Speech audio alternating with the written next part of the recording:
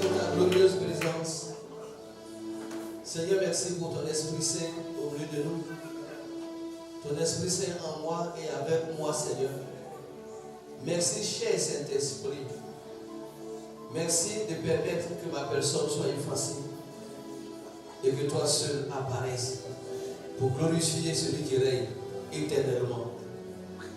Merci de permettre que je me taise et que toi seul parles à moi-même d'abord et à toute cette assemblée ici présente et à tous ceux qui sont en train de nous suivre sur YouTube, Seigneur, les réseaux sociaux. Que ton nom soit béni, que ton nom soit exalté, que ton nom soit magnifié pour l'atmosphère spirituelle et électrique ce matin, Seigneur. Parce que la mort n'a pas pu retenir notre docteur, Seigneur le Sauveur Jésus-Christ. De la même manière, la mort ne peut plus nous retenir. La maladie ne peut plus nous retenir. La pauvreté ne peut plus nous retenir. Les ténèbres ne peuvent plus nous retenir. Satan n'a plus d'avenir. Il n'a que des souvenirs. Parce qu'il a été dépossédé. Il n'a plus de clés. Les clés de la mort, de ce jour de mort, ont été retirées par celui qui règne éternellement au travers de nos vies. Que ton nom soit béni. Acclame le Seigneur. Acclame celui qui règne. Acclame celui qui est ressuscité. Acclame celui qui a donné naissance à la vie. Acclame celui qui a permis que nous soyons accueillis dans la maison du Père. Acclame celui-là qui a déclaré, prier ce que les talents ont parlé à Éden. Désormais, par son sacrifice, il a racheté un grand chemin pour vous et moi. Au nom puissant de Jésus. Gloire à Dieu. Gloire à Jésus. Gloire à son Esprit Saint. Alléluia. C'est un jour merveilleux. Un jour glorieux. Un jour inoubliable. 2 jours de notre jour. C'est la célébration du jour de notre jour. C'est notre anniversaire. C'est la victoire sur Satan, sur la maladie. Je vais dire à quelqu'un, si tu étais venu ici avec une maladie quelconque, aujourd'hui la maladie prend fin. Si tu étais poursuivi, toute poursuite prend fin aujourd'hui. Parce que Christ a payé le prix. Alléluia. Avant de rentrer dans le vif du sujet, je voudrais dire à quelqu'un, dans la Bible, on parle de 2 épouses. La première épouse, la femme d'Adam, qui est sortie quand Adam a été endormi. Et de son côté, on a tiré une côte, on a formé Ève. De la même manière, on parle d'une seconde épouse, l'épouse de notre Seigneur et Sauveur Jésus-Christ. C'est par sa mort qu'on a percé son côté et l'épouse est sortie. Le sang qui a coulé, c'est la vie qu'il donne pour son épouse, et l'eau qui a coulé, c'est la parole qui est sortie. Donc les 2 femmes, les 2 épouses, l'épouse de Christ, qui est l'Église que nous sommes, va vivre éternellement. Acclamons l'épouse.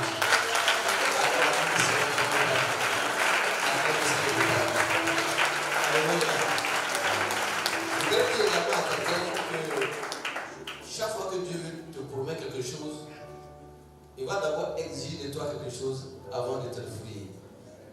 Il a exigé le côté d'Adam pour lui donner une femme. Alléluia. Et Dieu avait un seul fils, il avait Jésus-Christ comme seul fils. Mais comme il voulait beaucoup d'enfants, il a donné Jésus son seul fils. Et comme il est écrit dans le Jean chapitre 3, verset 16, car Dieu a tant aimé le monde qu'il a donné son fils. Et Jésus-Christ également s'est offert. Il s'est offert un sacrifice. Afin que de par son sacrifice, il puisse nous racheter. Alléluia. Donc chaque fois que tu fais une offrande, ce n'est pas dans le but d'enrichir quelqu'un, mais c'est dans ton propre intérêt. Comme Paul pour le dire, ce n'est pas en vue de mes besoins que je vous demande de faire des sacrifices, de faire des offrandes. Mais c'est le bénéfice qui est bon pour votre propre compte que je vous demande de faire des offrandes. Et chaque fois que nous nous offrons, nous recevons plus que nous offrons. Acclame le Seigneur.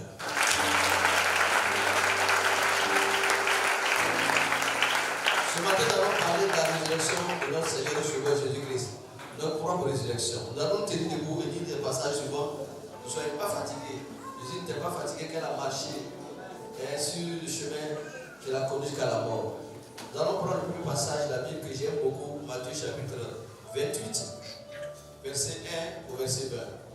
Matthieu chapitre 28, du verset 1 au verset 20.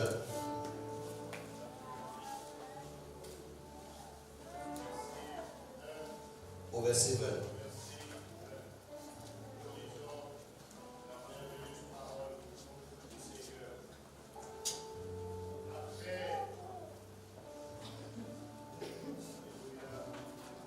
Matthieu chapitre 28, du verset 1 au verset 20.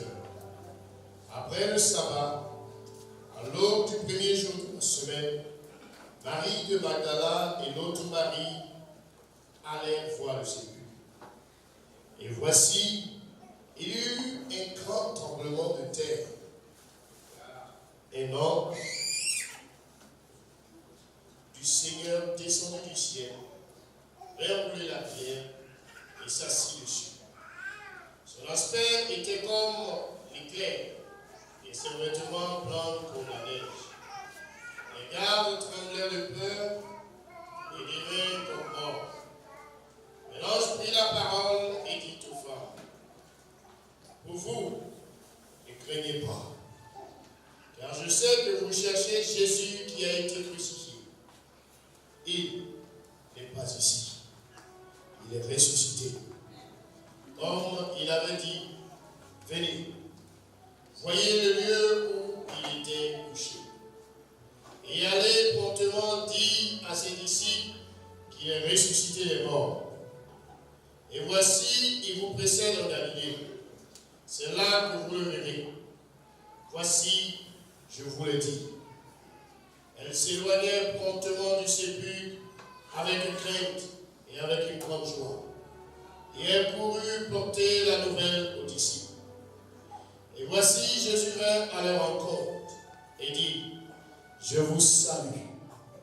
Elles s'approchèrent pour saisir ses pieds et elles se prosternèrent devant lui. Alors Jésus leur dit, ne craignez pas. Allez dire à mes frères de se rendre en Galilée.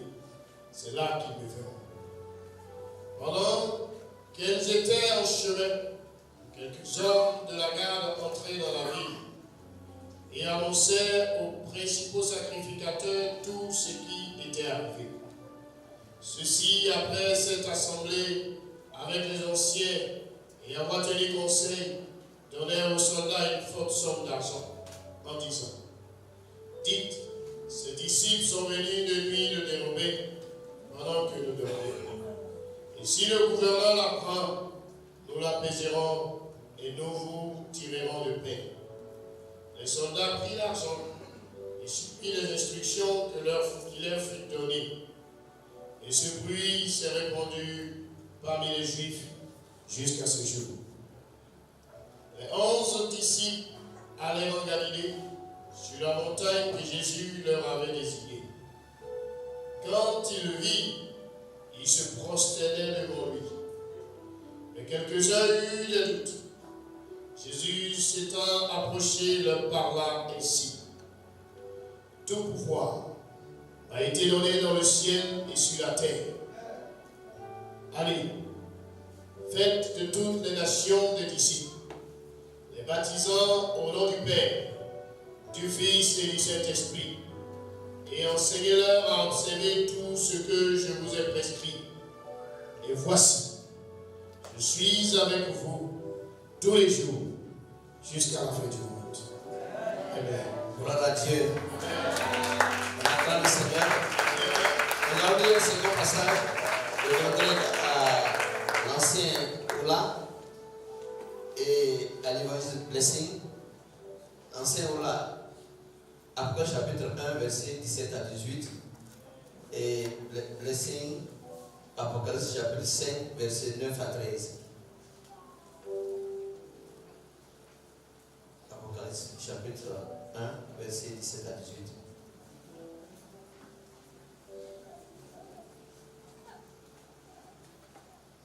Quand je le vis, je tombais à ses pieds comme mort. Il posa sur moi sa main droite en disant, ne crains point. Je suis le premier et le dernier, et le vivant. J'étais mort, et voici, je suis vivant au siècle des siècles. Je tiens les clés de la mort et du séjour des morts. Parole du Seigneur. Amen. Et le dernier passage. Apocalypse 5, 9 à 13. Et ils chantèrent un cantique nouveau, en disant, tu es digne de prendre le livre et d'en ouvrir les sceaux, car tu as été immolé et tu as racheté pour Dieu par ton sang des hommes de toute tribu, de toute langue, de tout peuple et de toute nation. Tu as fait d'eux un royaume et des sacrificateurs pour notre Dieu, et ils régneront sur la terre. J'ai regardé et j'ai entendu la voix de beaucoup d'anges autour du trône, et des êtres vivants et des vieillards, et le nombre était de myriades et des milliers de milliers. Ils disaient d'une voix forte, l'agneau qui a été immolé est digne de recevoir la puissance, la richesse, la sagesse, la force, l'honneur et la gloire, et la louange. Et toutes les créatures qui sont dans le ciel, sur la terre, sous la terre, sur la mer, et tout ce qui s'y trouve, je les entendais qui disaient, à celui qui est assis sur le trône, et à l'agneau, soit la louange, l'honneur, la gloire, et la force, au siècle et des siècles. Et les quatre êtres vivants disaient, Amen. Amen. Et les vieillards se prosternaient et l'adorèrent. Amen. On acclame celui qui règne, qui est assis sur le véritable trône. Le trône le plus élevé dans le ciel, sur la terre et sur la terre. Seigneur, merci pour ta parole. Qu'elle devienne à la fois esprit et vie dans chacun d'entre nous. Comme le disait le psalmiste, la révélation de tes paroles est claire et donne l'intelligence au cerveau. Éclaire-nous, Seigneur, par ta parole et donne-nous de l'intelligence ce matin. Au nom puissant de Jésus. Amen. Et vous asseyez, s'il vous plaît. Bien-aimés dans le Seigneur, le christianisme repose sur des piliers fondamentaux. La mort de Jésus,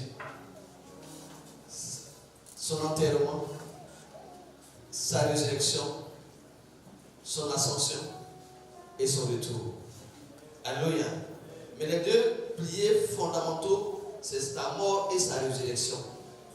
Parce que si Christ n'était pas mort, et s'il n'était pas ressuscité, buvons, mangeons, demain il n'y a plus rien.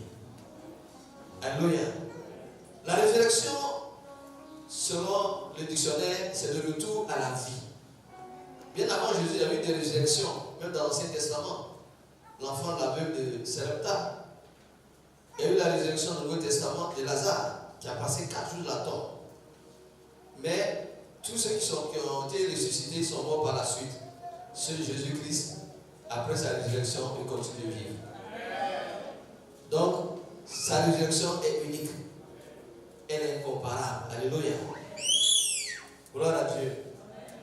Toutes les dispositions pratiques avaient été prises pour que Jésus ne soit pas ressuscité.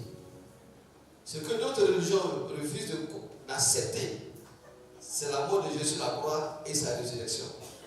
Parce que s'ils acceptent cela, leur religion n'a plus de fondement. Alléluia. Après, ils nient la résurrection de Jésus.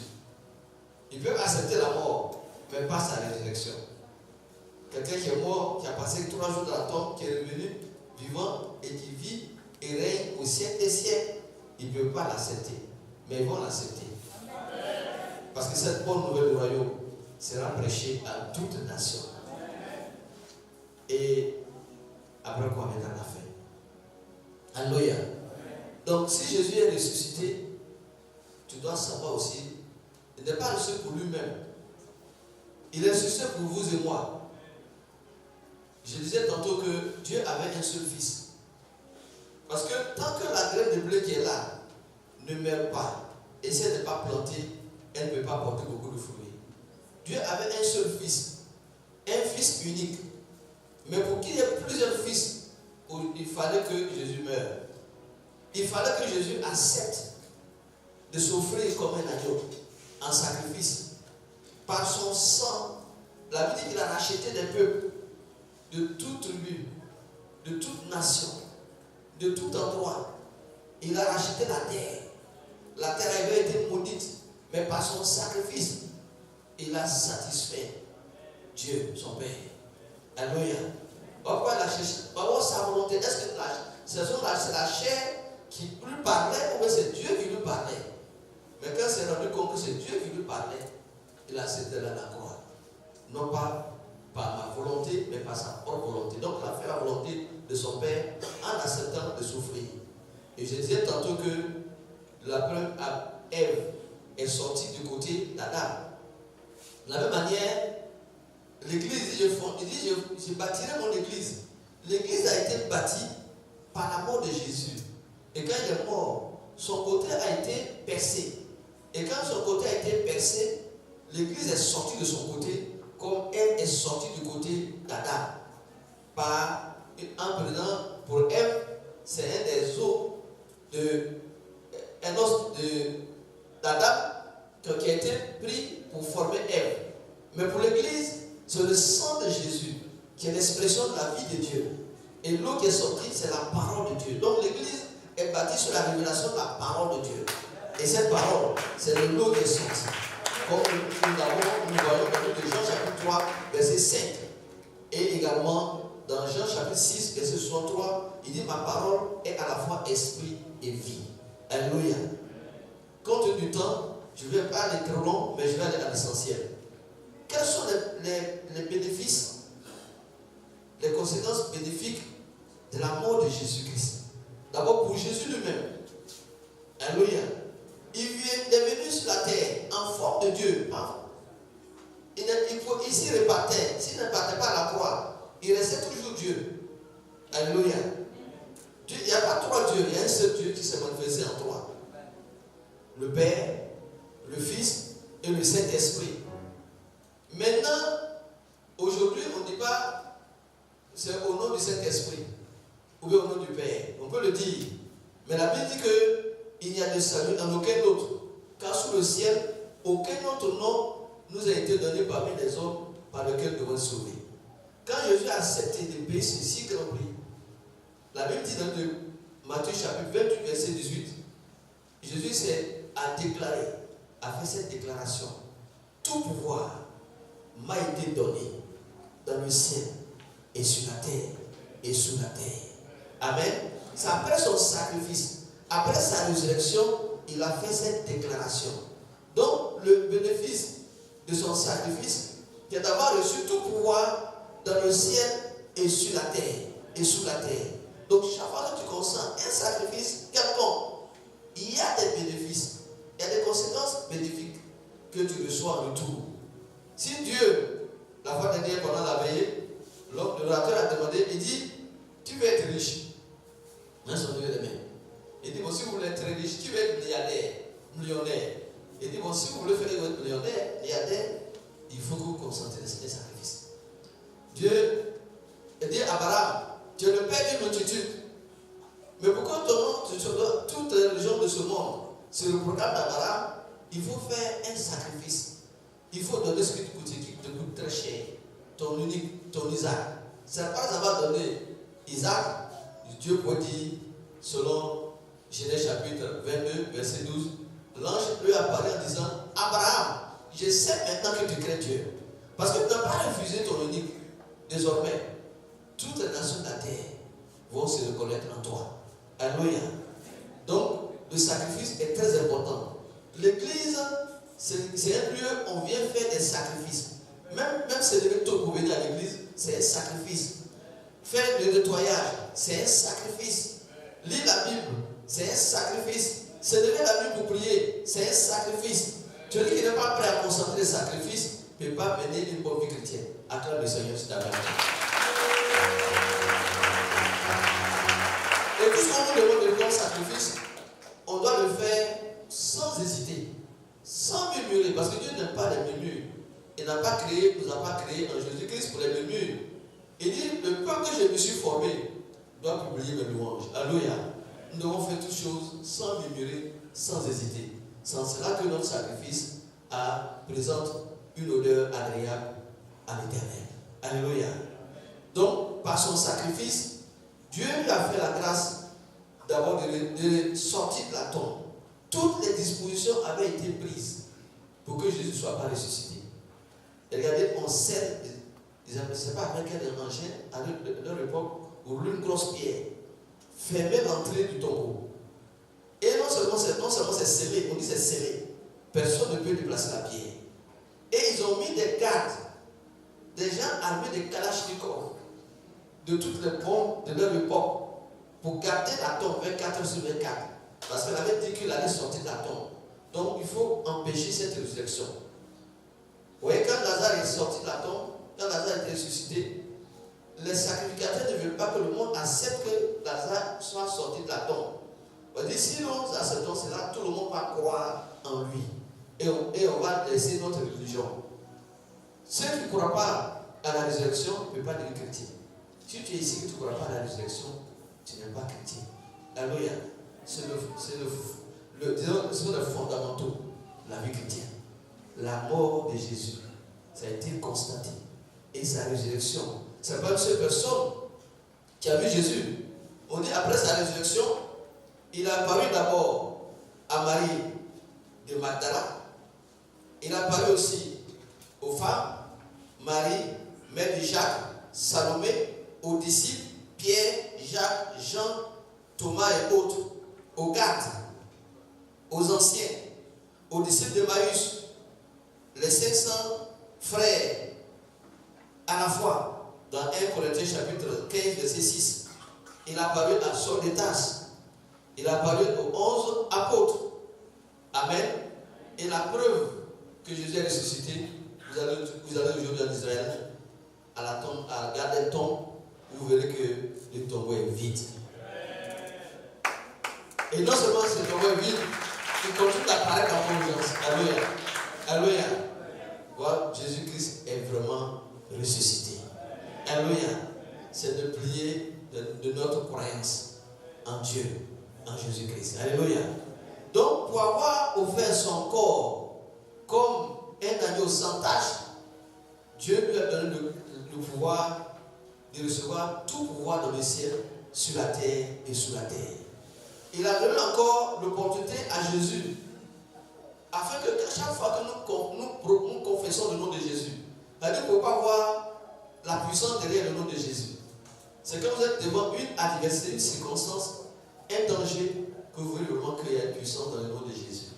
On dit au nom de Jésus, tout genou fléchit, les sorciers fléchissent, les marabouts fléchissent les genoux, les résurrections fléchissent les genoux, les francs-maçons fléchissent les genoux, Satan fléchit les genoux et reconnaît que Jésus est Seigneur. Acclame le Seigneur.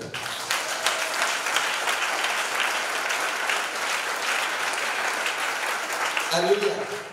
Également, dans l'Apocalypse, tous les cantiques célestes ne parlent que de la mort et de la résurrection du Seigneur Jésus-Christ. On ne parle pas de sa naissance. Dieu n'a pas de célébrer sa naissance. Il dit célébrer sa mort et sa résurrection. La Pâque et la résurrection. Alléluia.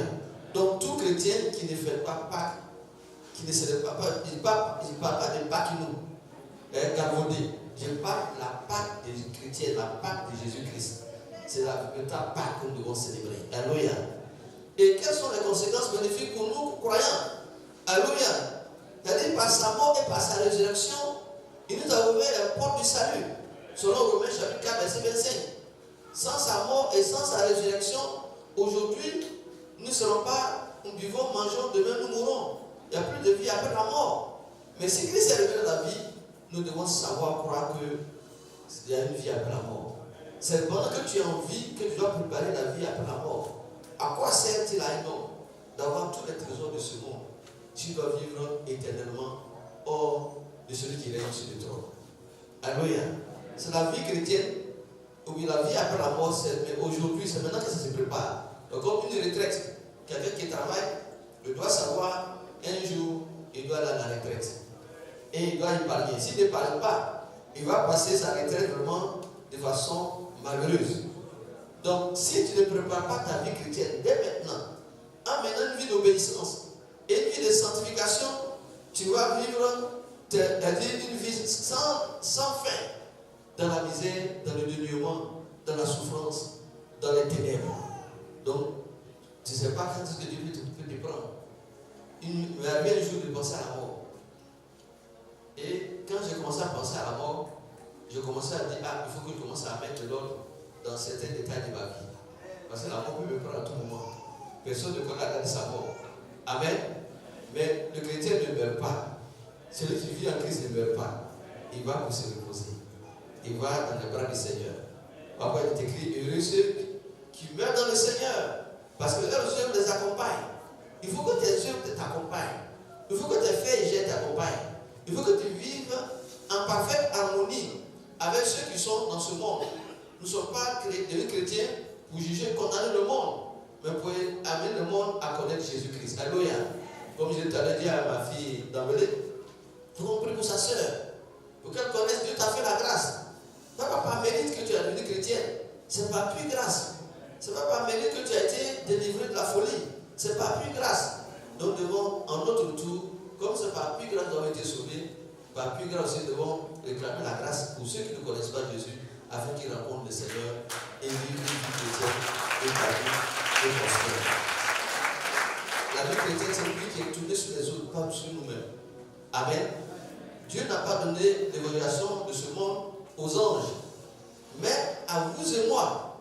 Il va de notre responsabilité pour dire à quelqu'un, Dieu t'aime. Dieu t'aime. Il a de bons projets pour toi. Les projets qu'il a pour toi ne sont pas des projets de malheur. C'est des projets de bonheur, d'avenir et d'espérance. Mets-le dans ta vie et entre dans la maison du Père. Le royaume de Dieu commence dès que nous acceptons Jésus. Ce n'est pas après la mort, mais pendant que nous sommes vivants, nous sommes déjà dans le royaume si nous sommes repentis de nos péchés. Acclame le Seigneur pour ça. Donc, par sa mort et par sa résurrection, Jésus-Christ est descendu aux enfers avant, quand Adam et Ève ont bradé la terre et tout ce qui existe à Satan. Ils ont vendu la terre à Satan. Pourquoi dit Adam et Ève m'ont donné la terre. Je suis le maître de ce monde. Mais quand Jésus est mort, par son sang, il a racheté la terre. Amen. Il a racheté tout ce qui est sur la terre. Pour ceux qui croient. Pour ceux qui ne croient pas en Jésus, la terre n'a pas été rachetée pour eux. Alléluia. Donc désormais, il nous a délivrés de toutes les malédictions générationnelles. Parce que chaque désobéissance provoque des malédictions générationnelles. Et chaque obéissance provoque des bénédictions générationnelles. Mais pour que quelqu'un qui est maudit soit racheté, parce que la Bible dit que pour apaiser Dieu, selon Hébreux 9, verset 22, sans effusion de sang, le péché ne peut pas être pardonné. Tu confesses ton péché, mais il faut que le sang soit versé.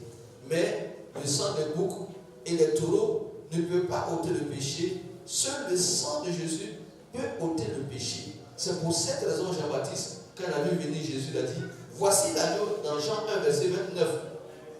Voici l'agneau de Dieu qui ôte le péché du monde. Donc quand tu crois, quand tu te repens sincèrement de tes péchés et que tu réclames le sang de Jésus, le sang ne vient pas pour couvrir le péché en toi, mais pour ôter le péché jusqu'à sa racine.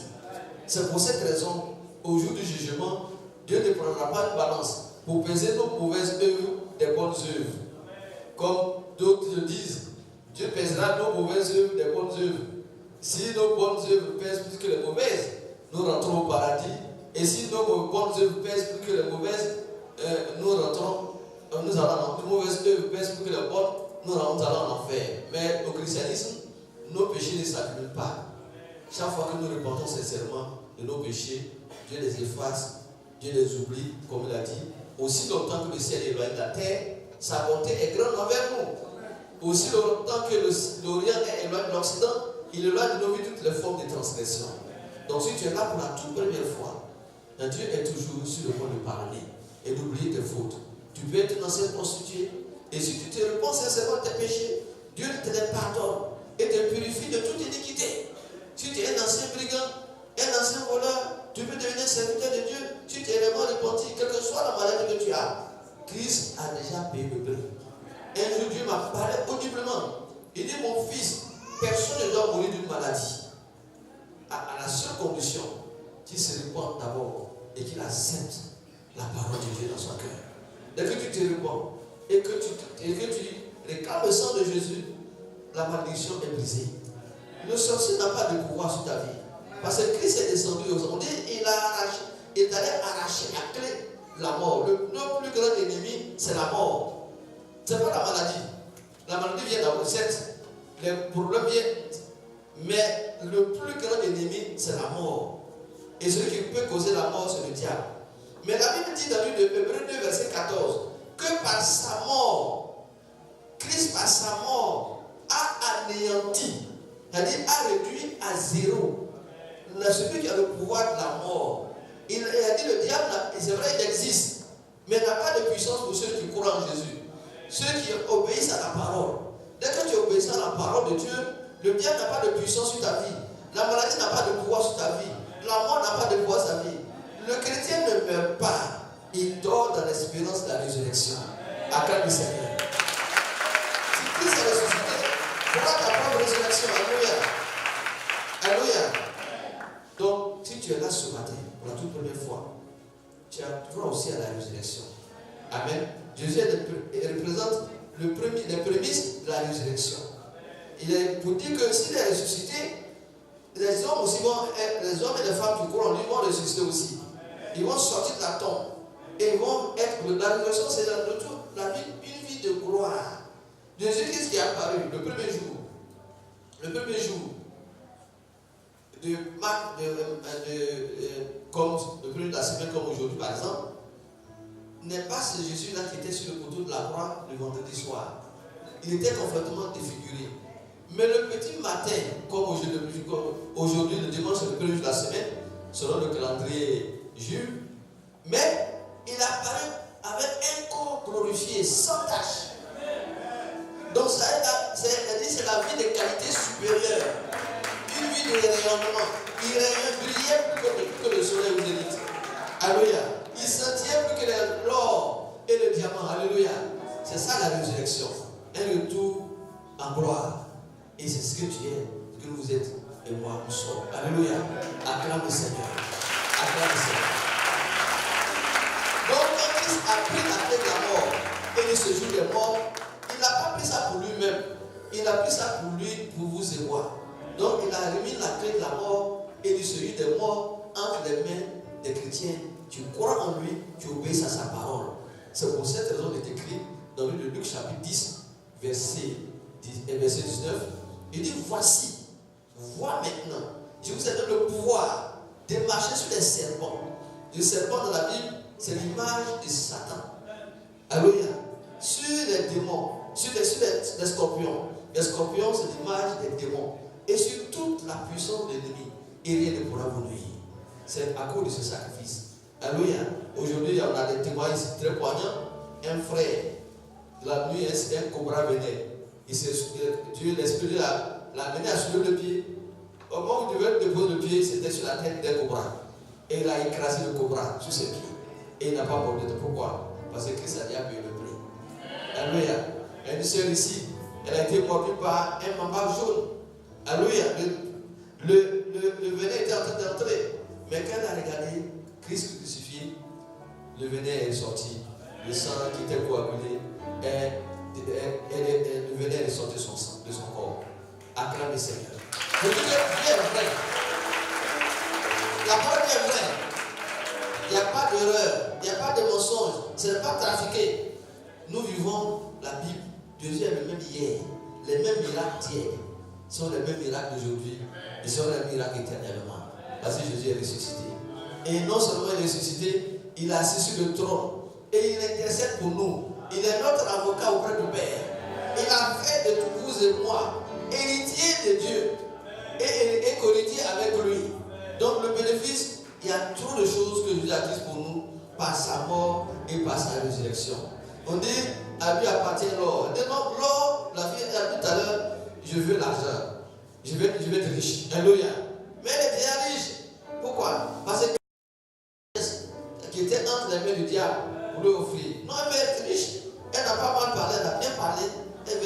l'argent répond à tout. Amen. Elle sait que si elle a l'argent, elle pourra voyager, elle pourra dormir dans une maison décente, elle pourra bien manger, elle pourra aller, si elle vient évangéliser, elle peut partir. L'argent répond à tout. Donc elle n'a pas mal parlé. Elle est dans la révélation. Acclame le Seigneur. Elle est dans la révélation. Amen. Que le Seigneur soit béni. Si vous voulez aider, Jésus n'est pas Jésus pour lui-même. C'est pour vous et moi. Le bénéfice, c'est nous sommes les plus grands bénéficiaires. Il était Dieu. S'il ne mourait pas, il retournait au ciel. Et il serait Dieu. Mais il est venu pour mourir à notre place. Pour que par son sacrifice et par sa résurrection, nous ouvrons de nouvelles portes. Il nous donne une vie de qualité supérieure. Au-delà de ce qu'Adam et Ève étaient quand ils étaient à Éden. Adam et Ève étaient des intendants. Mais nous sommes des fils et des filles de Dieu. Amen. Il n'est pas écrit dans le livre de Genèse qu'Adam et Ève étaient fils et filles de Dieu. Il n'a pas écrit qu'ils étaient héritiers et co-héritiers de Dieu. Ils étaient des simples intendants. Mais par son sacrifice, il a fait de vous et moi héritiers de Dieu, enfants de Dieu, co-héritiers avec lui. Les mêmes privilèges qu'il a, Dieu nous a offert cela. L'esprit et la puissance qui a fait sortir Christ dans les morts, Dieu nous a communiqué cet esprit. Et il a dit également dans 2 Corinthiens chapitre 4, verset 7, nous portons ce trésor. Le trésor, c'est la parole de Dieu. Avant, la parole de Dieu n'était pas en nous, elle était sur les tablettes. Mais par sa mort et par sa résurrection, il a été glorifié dans le ciel. Il a été honoré dans le ciel. Il a assis à la droite de sa majesté. Et il est revenu en nous par son esprit qui est en nous. Et par tous les amants, c'est pour nous qui vivons. Comme Paul le dit dans Galates chapitre 2, verset 20, nous avons été crucifiés en même temps que Christ. Si nous vivons, ce n'est plus nous qui vivons. C'est si tu vis dans la parole, si tu vis dans la vie chrétienne authentique, ce n'est plus toi qui vis. C'est Jésus qui vit et règne. Jésus, le nom de Jésus s'appelle Parole de Dieu. Selon Apocalypse chapitre 19, verset 13, nous dit son nom s'appelle Parole de Dieu. Si la parole de Dieu est en toi, Dieu est en toi. Si la parole de Dieu n'est pas en toi, Dieu n'est pas en toi. C'est pourquoi nous devons nous efforcer. Chaque jour que Dieu fait, de lire la Bible, de la méditer, de serrer cette parole dans notre cœur. Comme David le faisait dans Psaume 119, verset 11. Il dit, je sais ta parole dans mon cœur. Je sais Jésus dans mon cœur. Pour ne point pécher contre le Père. Afin que cette grande puissance ne soit pas attribuée à moi, mais à Dieu. Et c'est pourquoi Dieu dit de David, j'ai aimé David. C'est l'homme selon mon cœur. Il accomplira toutes mes volontés. Il accomplira toutes mes paroles. Que Dieu nous aide à accomplir toute sa volonté. Toute sa volonté, c'est sa parole. Et si tu pries selon sa parole, tu pries selon sa volonté. Et si tu pries selon sa volonté, tu dois savoir qu'il t'écoute. Et si tu écoutes, sache que tout ce que tu demandes, tu l'as déjà. Acclame le Seigneur. C'est pour cette raison que je dis, mais quand tu viens te faire de parler, je dis c'est déjà fait. C'est déjà fait parce que Christ a déjà fait le prix au porteur de la croix. C'est déjà fait parce que Christ s'est chargé de nos maladies, de nos infirmités. Il a pris nos pauvretés et nous a légué sa richesse. On dit des riches qu'il était. Il s'est rendu pauvre afin que par sa pauvreté, nous soyons prospères. Mais pour activer cette prospérité, il faut apporter, il faut donner. Alléluia. Quand tu donnes, tu reçois. Quand tu sèmes un grain de maïs, tu reçois un épi. Donc quand tu donnes, tu reçois. Alléluia. Donc pour activer la prospérité financière, c'est de ne pas lui donner. Si tu veux être riche, il faut donner. Si tout ce que tu veux avoir, il faut donner. Si tu veux des voitures, offre voiture. Si tu veux des habits, offre des habits. Si tu veux de la nourriture, donne de la nourriture. Tout ce que nous sémons, chaque sémence que nous apportons dans la main de Dieu, produit son espèce. Alléluia. À quoi Paul dit, ne vous lassez pas de faire des sacrifices. Ne vous lassez pas de faire des offrandes. Au tôt ou tard, vous allez recevoir, vous allez moissonner. À moins que vous ne vous lâchez pas. Tant que vous allez faire, il y a des offrandes qui vont vous apporter, vous allez semer aussitôt. Comme il y a des offrandes, vous allez semer plus tard. Chaque semence va produire ses effets. Alléluia. Et quand tu apportes une offrande, tu entres dans les parvis de l'Éternel. Comme le déclare Psaume 96, verset 8. Apportez des offrandes, entrez dans les parvis. Donc quand tu es dans les parvis de l'Éternel, tu es auprès de celui qui te possède l'or et le diamant. Possède tous les trésors de la sagesse, les trésors de l'intelligence, les richesses de ce monde, la plénitude de la grâce. Que tu dois manquer de quoi? C'est pour cette raison David, il ne s'inquiétait pas de ses ennemis parce qu'il est dans la parole de Dieu. Ce n'est plus lui qui vit, c'est qui peut tuer Dieu en lui. Qui peut empoisonner Jésus en lui. Qui peut faire du tort à Jésus qui est en lui. Que le nom Seigneur soit béni. Nous allons nous lever, nous allons faire la prière. Donc à part d'aujourd'hui, Jésus vit dans le ciel certes, mais il doit vivre dans ton cœur, par la parole. Si tu vis dans la parole, sache que Dieu est en toi. Si tu vis en dehors de la parole, Dieu n'est pas en toi. C'est parce que son nom s'appelle parole de Dieu. Amen. Chaque fois que tu mémorises la parole de Dieu, tu invites Jésus à venir habiter dans ton cœur. Vous allez faire cette prière avec moi.